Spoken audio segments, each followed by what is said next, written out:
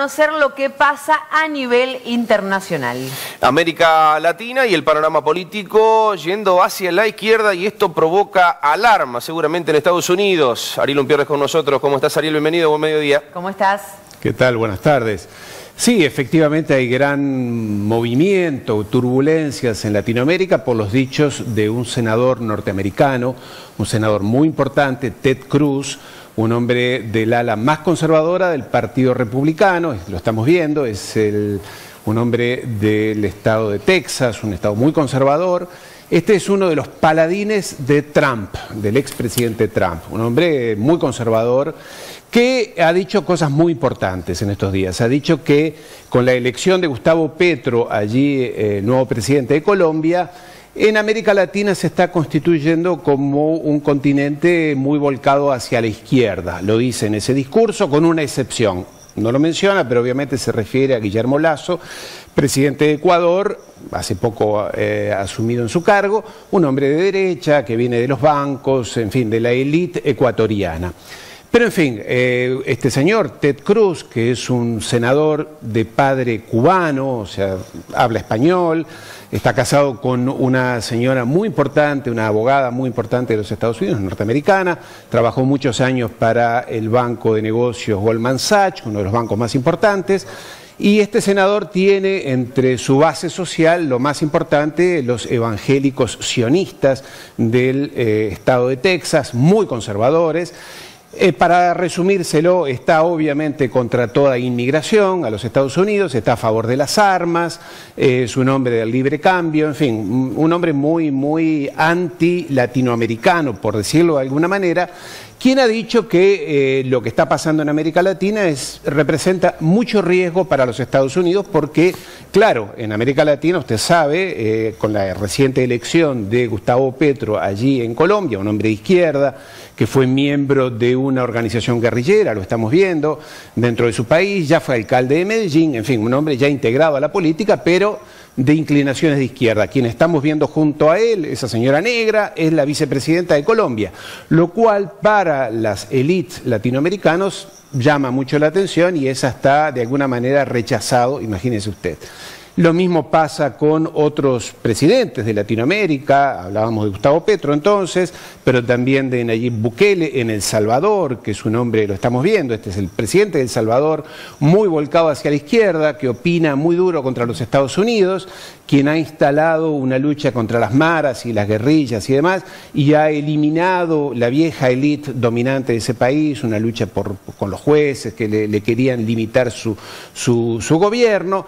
Pero también hablemos de Pedro Castillo, presidente de Perú, que desde que ha llegado, ese es el presidente, que desde que ha llegado, nos recuerda de alguna manera a Evo Morales de Bolivia, desde que ha llegado al gobierno, todos los días prácticamente le aparece algún juicio o algún intento de derrocarlo, o por lo menos, constitucionalmente estoy hablando, de sacarlo del poder. ¿Por qué? Porque es un ex maestro rural, un hombre que habla para el pueblo, del pueblo.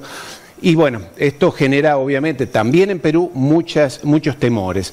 Pero también pasa en otros países, como en Chile, con el recientemente electo también Gabriel Boric, una persona joven, lo estamos viendo, que ha llegado desde la izquierda, muy a la izquierda, que habla de cambiar, bueno, ha propiciado el cambio de constitución en ese país y cambios de la repartición de la fortuna, por así decirlo. Es este joven presidente de Chile que representa mucha expectativa para ese país, para el continente también, rompiendo con aquella tradición de las sectores más de derecha, más oligárquicos, por decirlo de alguna manera, que siempre han gobernado, que han gobernado en los últimos años en la región.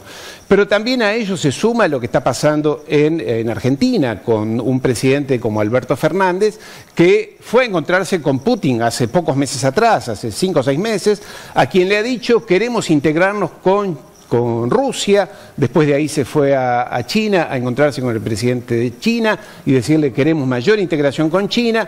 Entonces todo este es un contexto, imagínese usted, se suma además que en pocos meses, en octubre, muy probablemente el nuevo presidente de Brasil sea Pedro Ignacio Lula da Silva, quien es el ex presidente de ese país, muy volcado a la izquierda. En fin, Lo que está diciendo el senador norteamericano es que todo esto representa mucho riesgo para Estados Unidos. Lo que ocurre es lo siguiente, y seamos muy breves. América Latina realmente se ha convertido en el continente más endeudado del planeta, aparte de los países desarrollados, pero es el continente más endeudado, más empobrecido, donde hay muchísima desocupación, lo estamos viendo, todos nosotros lo vivimos en todos los países de Latinoamérica, mucha desocupación, desazón en la población, pobreza, abandono escolar, todo el escenario que todos conocemos. Esto es lo que está pasando en América Latina.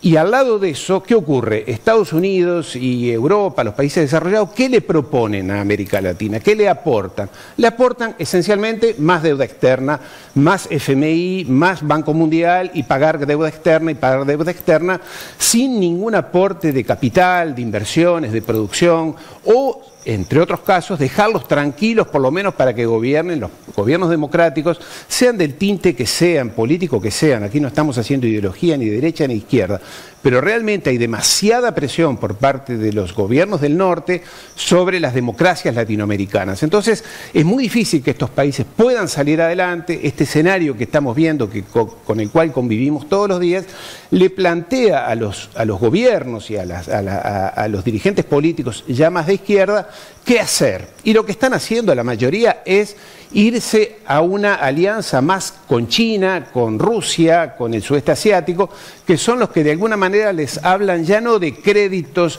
para seguir pagando deuda externa, sino inversiones en infraestructura, en industrias, en fábricas, en generar empleo, que es lo que el continente necesita.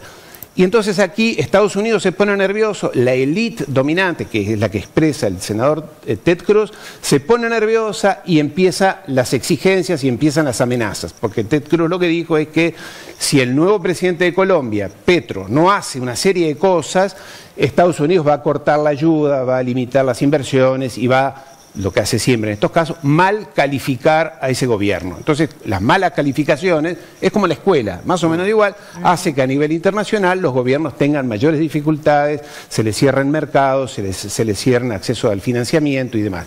Lo que está produciendo esto es que inevitablemente China está penetrando cada día más el continente latinoamericano.